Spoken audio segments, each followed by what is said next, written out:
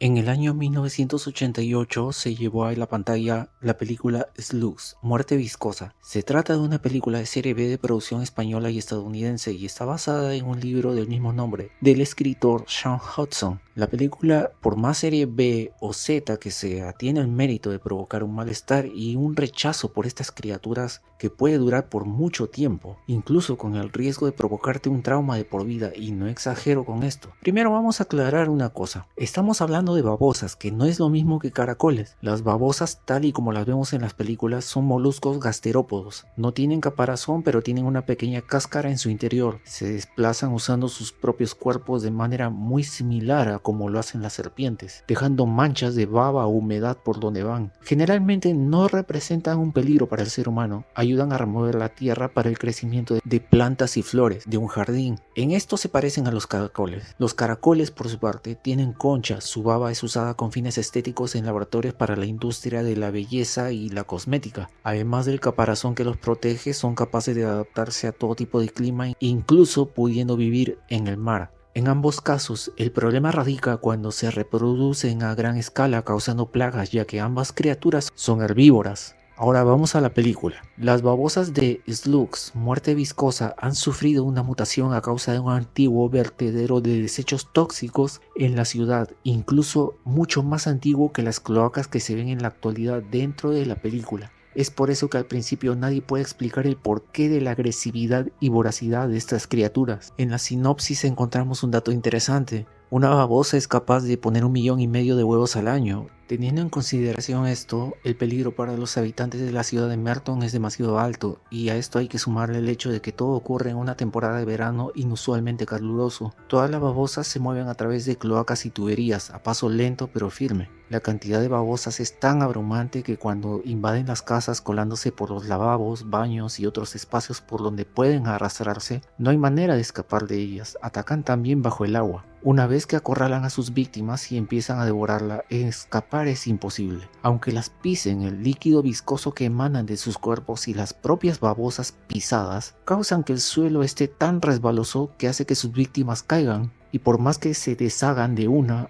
hay por lo menos 20 o más que ya están devorando la carne de sus víctimas. Y cuando digo devorando su carne, me refiero hasta los huesos. Esto se ve en varias escenas, destacando la escena en la que la pareja, luego de tener sexo, básicamente tienen la base de la cama inundada de babosas. Es una de las escenas más impresionantes de la película. La película arranca con la muerte de 2 personas, un habitante borracho de la ciudad quien es presa de las viscosas al llegar a su casa, y un joven quien al caer al agua es devorado ante la mirada aterrada de su novia. En el primer caso es donde desde ya el director Juan Piquer Simón nos deja bastante claro que el gore alcanzará interesantes niveles de intensidad, y vaya que el infeliz logró escenas memorables, traumatizantes, escenas que los amantes del gore y el cine de serie B nunca olvidarán. Slugs, Muerte Viscosa, inevitablemente nos trae a la memoria películas como Pirañas, Los Invasores de Cuerpos, y aunque si lo pensamos bien también podría tener similitudes con películas de zombies que en aquellos tiempos empezaban a tomar forma, pues se alimentan de carne humana y atacan en grandes grupos. Puede que estas babosas sean lentas como los zombies de antaño, pero son tan letales como grotescas, al igual que las escenas en las que devoran a sus víctimas. Y con respecto a esto, el director fue muy explícito al mostrar esos ataques. La mutación de estas babosas las ha dotado de una voracidad tal que incluso muertas pueden devorarte. En la película hay una escena en la cual un hombre de negocios se come una exquisita ensalada preparada por su esposa,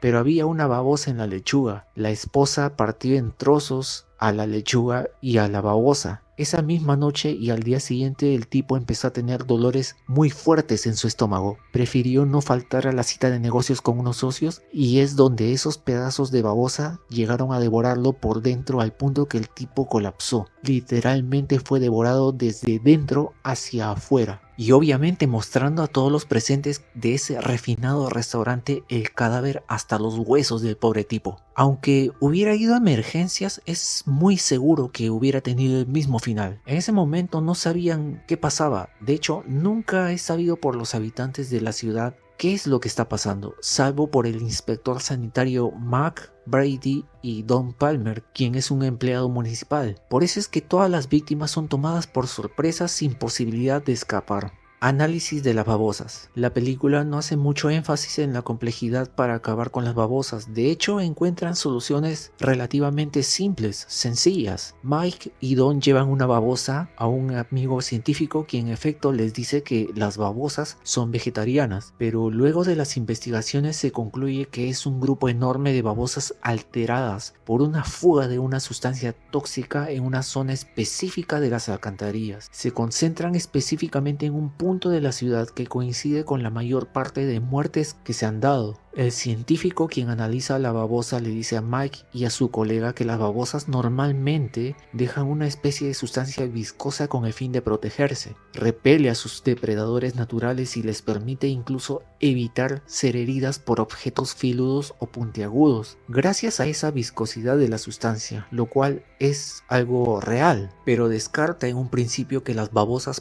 puedan comer carne, hasta que ve aquella que tiene como muestra devorándose a un hámster, en una escena bastante polémica y que le valió varias críticas al director de la película. En otra escena se menciona la sal. La sal podría matar a estas babosas, ya que al ser criaturas que deben permanecer todo el tiempo húmedas, morirían al contacto con grandes cantidades de sal, ya que provoca un efecto deshidratante. Sin embargo, en la película la idea se descarta al instante.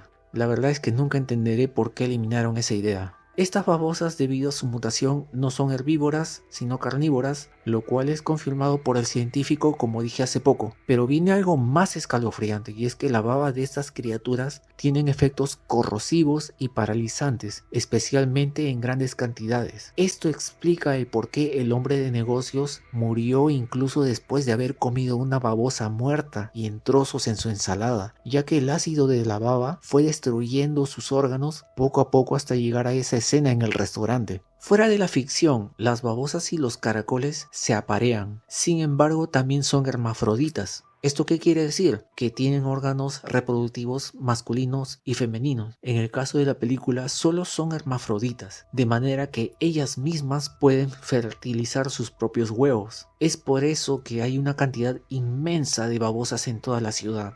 Entonces, hablemos del plan para acabar con las babosas. El sanitario experto en plagas, Mike, junto con su colega, determinan que es necesario cortar el suministro de agua en la ciudad para evitar que las babosas sigan llegando a las casas a través de las tuberías. Buscan concentrar a todas en un mismo punto de las tuberías para lanzarles un compuesto sospechosamente recién inventado por John, el científico. Una mezcla de litio con arsénico que al contacto con el agua provoca una explosión en escala menor o mayor dependiendo de las cantidades a usar. La prueba la hacen en una babosa y funciona, aunque personalmente creo que la sal hubiera sido también una buena solución. El tipo menciona un problema que se ve en muchas películas, incluyendo la de zombies. Él le dice a Mike que producir suficiente cantidad de este compuesto químico no es un problema realmente. El problema radica en cómo vas a reunir a todas las babosas en un solo lugar. Ya tenemos experiencia en plagas que no llegan a acabarse al 100%. Y este dilema, como se ve en Muerte Viscosa, también es algo que hay que resolver.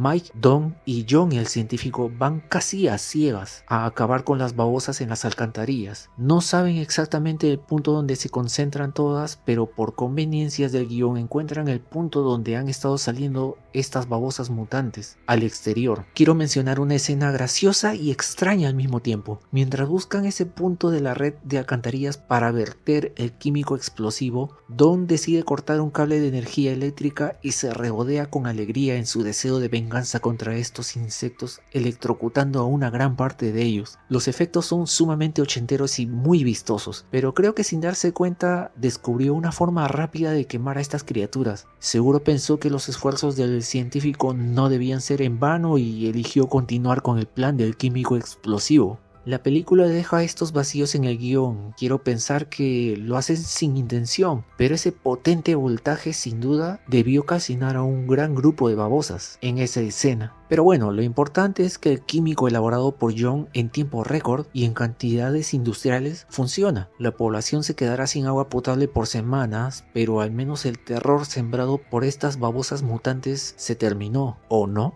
Veamos, las explosiones nos dan a entender que estos moluscos hambrientos de carne humana fueron aniquilados, pero el temor de Mike y Don tenía sentido. Es difícil, por no decir imposible, reunir a todas las babosas en un solo lugar. Siempre está el riesgo de que alguna quede suelta por ahí, y la escena final de una babosa viva y lista para poner más huevos deja ese final abierto. El peligro de una segunda oleada de babosas come humanos sigue latente. Ahora, vamos a plantear una pregunta. ¿Podría una babosa atacar a una persona en la vida real? No quería dejar pasar esta pregunta sin responder. Pues bien, la mayoría de babosas son herbívoras. No alcanzan tamaños muy grandes, no tienen dientes ni colmillos. En su lugar tienen una especie de lengua pequeñita que les sirve para atrapar y digerir sus alimentos. No tienen dientes ni mandíbulas lo suficientemente fuertes como para causar daño a un ser humano. No obstante, existen especies de babosas que sí son carnívoras. En realidad se consideran babosas caníbales, pues se alimentan de otras babosas, caracoles y pequeños insectos. Una de las especies más agresivas es la Limax maximus, que puede alcanzar una longitud de 20 centímetros. Las especies Arion vulgaris, o conocida también como babosa española, y la especie Arion lusitanicus, conocida también como babosa portuguesa, se alimentan de animales muertos o sus desechos, e incluso pueden devorar a otras babosas de su propia especie, sobre todo a las que se encuentran moribundas o enfermas. Finalmente, la especie Arion ater es la que se alimenta principalmente de gusanos y otros insectos. Dicho esto, podemos estar tranquilos de saber que no existe una especie de babosa que pueda atacarnos a los seres humanos. Obviamente, la película y el libro en la cual se basa esta película son pura ficción y exageran las capacidades de estas criaturas para dar lugar a una historia realmente impactante. Tanto en la película, la cual muestra escenas muy gráficas y desagradables, logrando el cometido de causar un verdadero terror al espectador.